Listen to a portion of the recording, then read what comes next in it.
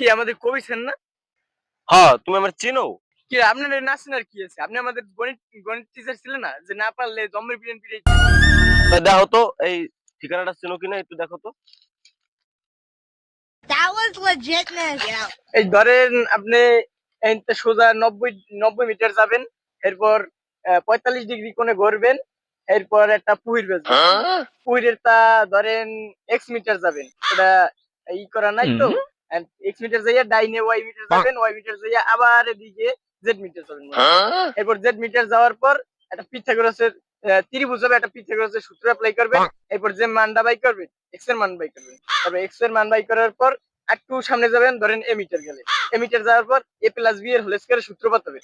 এইটারে cos theta মারবেন, cos theta মারার পর যে মানটা হবে সেইটাই মনে করেন এই জায়গাটা।